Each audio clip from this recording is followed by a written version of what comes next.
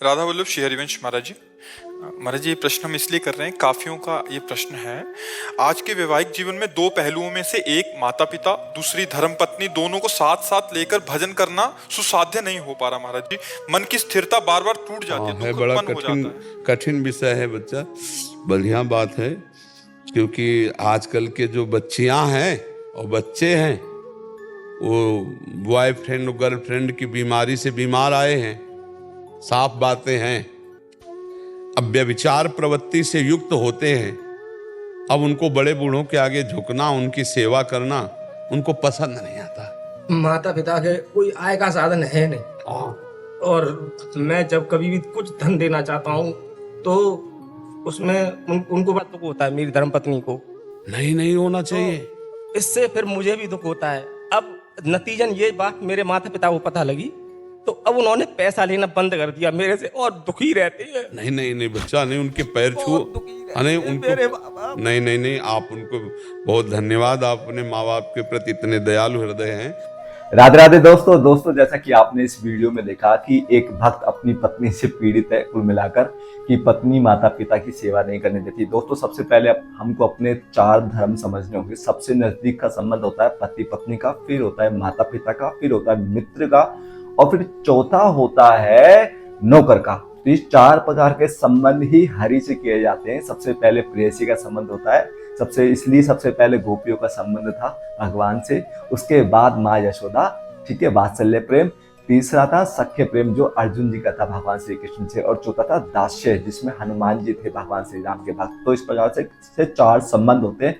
तो संसार में भी ये 4 संबंध होते हैं। सबसे नजदीक का संबंध होता है वो स्त्री के साथ होता है, उसके बाद माँ के साथ होता है। हालांकि ये बात सुनने में आपको थोड़ी सी अजीबोगरीब लगेगी, क्योंकि मैं, जहां तक मेरा मानना है, मैं चिकनी चुपड़ी बात नहीं करूंगा, प्रैक्टिकल बात आपको इसमें बताने जा रहा हूँ।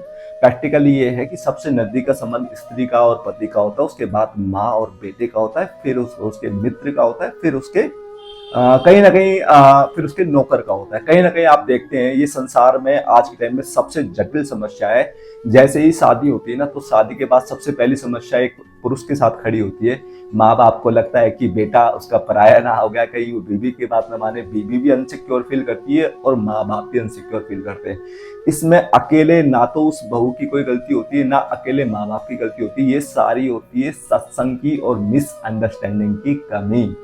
कई बार मैंने ऐसा देखा है, ऐसे घर में देखा है कि जहाँ माँ बाप का भी रूढ़ व्यवहार होता है, जिसके कारण बहू बेटे में तनाव होता है। और कई बार ऐसा होता है कि बहू इस प्रकार के आज के टाइम पे आई है, जैसे श्री प्रेमानंद जी महाराज जी ने भी कहा कि सोशल मीडिया का जमाना हो चुका है। वो आजकल ये जो मोबाइल आ चुके हैं ना, आधुनिकता में लोग इतने पागल हो चुके हैं कि वो माँ बाप की अनदेखी करने लगते हैं। लेकिन आपको सब संबंध स्थापित करने होंगे। जैसे एक स्त्री का एक स्त्री, लेकिन वो किसी के लिए पत्नी है, तो किसी के लिए माँ है, तो किसी की वो बेटी भी है। इसी प्रकार उस पुरुष को भी ये दायित्व बनता है।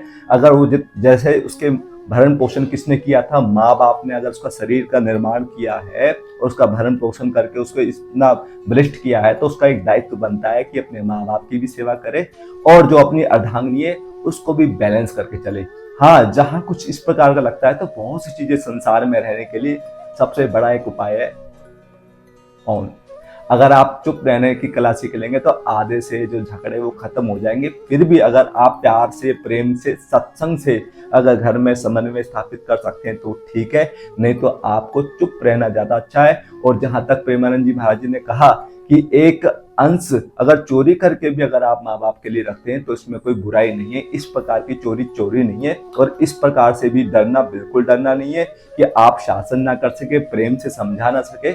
तो ये मोटा मोटा जो बता दिया कि आपको बैलेंस करना चाहिए। और ये जो मैंने संबंध जो बताए हैं ना, इसमें वर्तमान और भविष्य, वो पत्नी के साथ उसका संबंध होता है, और भूतकाल उनका कौन थे, माँ बाप। लेकिन माँ बाप के बिना आपका वर्तमान और भविष्य संजो नहीं सकता। अगर आपका भूतकाल, अगर आपकी परवरिश अच्छी नहीं हुई है, तो आपका वर्तमान और भविष्य भी अंधकार हो सकता है। तो उस चीज को ना भूल करके माँ बाप के प्रति भी आपको बैलेंस करना होगा, और अपनी स्त्री के साथ भी आपको जो भी आपका वर्तमान और भविष्य है आपको संजो के रखना होगा। लेकिन ये कहना बड़ा सरल है, कठिन है, लेकिन कठिन से जो पार हो जाए वही तो साधक है।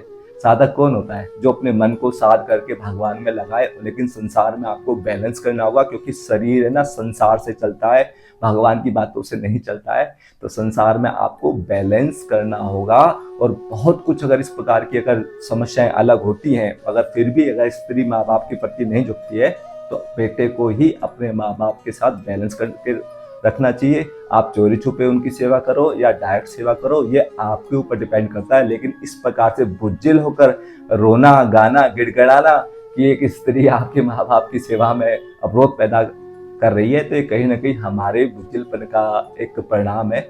ऐसा नहीं है। तो बैलेंस करके चलना होगा, अपने संबंध को समझना पड़ेगा। क्योंकि आज जो स्त्री उस पति के शरीर का जो भोग कर रही है ना, वो कहीं ना कहीं देन तो माँ बाप की है। तो माँ बाप के प्रति भी बैलेंस करना चाहिए और अपने जो वर्तमान और भविष्य को भी संजो के रखना चाहिए। जय जय श्री राधे।